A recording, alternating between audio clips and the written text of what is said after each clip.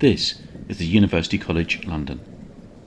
You can find the entrance to the college in Gordon Square, not far from the British Museum. The entrance to the college is only open Monday to Friday, and in the lobby there is a headless corpse on display. And the strange thing is that the students in the lobby are unconcerned about their proximity to a headless corpse. This is what the corpse looks like. You will probably notice two things about this corpse.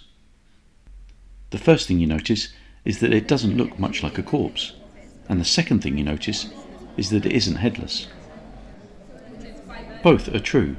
However, there is much more to this story. This is Jeremy Bentham, and he died in 1832, and that is his corpse.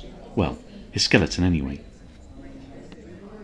The skeleton has been stuffed with straw and had clothes put on it, but that is not his head. It's a head made out of wax, and the reason of why a wax head was used was because his real head looks like this. The university didn't want to give their students nightmares, so the real head is preserved in formaldehyde and stored in the basement of the university and has been replaced with the head you can currently see. Don't judge Jeremy. I actually think his real head looks pretty good for someone who's been dead for nearly 200 years. I hope my own head looks this good in 200 years' time. So how did all this happen? Who was Jeremy Bentham? Why has his head been preserved? And why is the university happy to have his straw-stuffed skeleton sitting in the entrance lobby with a wax head staring lifelessly at the students? And when and why did his headless corpse attend a council meeting? So, first things first, who was Jeremy Bentham?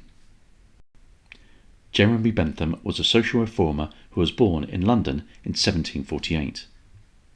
During his childhood, he displayed remarkable intelligence, learning to read at an early age along with mastering the violin. As he moved into adulthood, he qualified as a lawyer and became very interested in reforming English law, which he felt was unnecessarily complex. He was also interested in the judicial system, especially in the prison service, and spent many years designing what he felt would be the perfect prison, called the Panopticon. It was a circular design based on the concept of a reduced number of prison guards being able to oversee a larger group of prisoners. The general ratio is 1 prison guard for every 9 inmates, and Bentham felt he could improve on that and thus save money. Unfortunately, the prison design was never built in Britain, and the only example was built in Cuba during the Revolution. It didn't really work, and is currently a museum. He was a keen campaigner over a number of issues that were considered appalling in his time, but are considered normal today. He was a supporter of animal rights. He wasn't a vegetarian, but he did oppose cruelty to animals. He also spoke out on women's rights, and believed that women should have the right to vote, and was also a supporter of gay and lesbian rights, although he himself was not homosexual.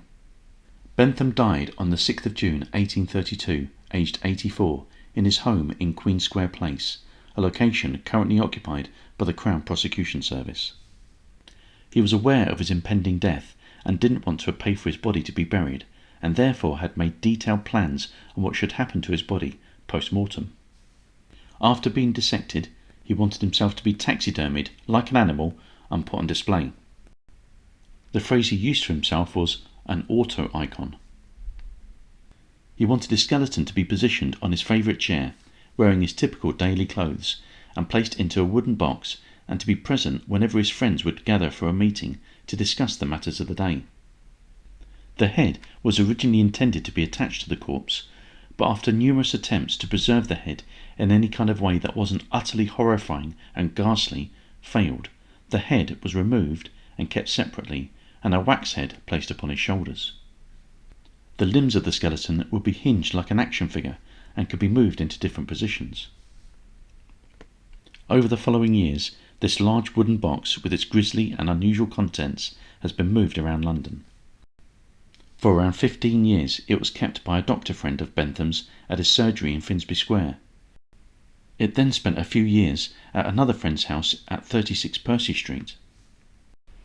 In 1850 it was offered to the UCL, as Bentham had been an early donor to the founding of the university and was a friend of one of the founders, Henry Brougham. The university accepted the strange donation, and the stuffed body of Jeremy Bentham has remained with the UCL for over 175 years. The UCL made the initial mistake of storing the head in the box with the body, but after an incident when the head was kidnapped by students and held to ransom, the decision was made to store the head separately in the university basement. There was another notable incident in 2013 when the president of the college, Sir Malcolm Grant, was retiring and was chairing his final college council meeting. The headless corpse of Jeremy Bentham was wheeled into the council meeting in honour of the event. I think that Bentham would have approved of this, knowing of his desire for his corpse to be present at meetings with like-minded friends. Sadly, there is no record of how his corpse voted in the minutes of the meeting. In 2020, the corpse of Jeremy Bentham was moved again to the lobby of the college, where it currently resides in this glass case, largely ignored by the students who are probably unaware of the history of this strange and macabre display. Thanks for watching.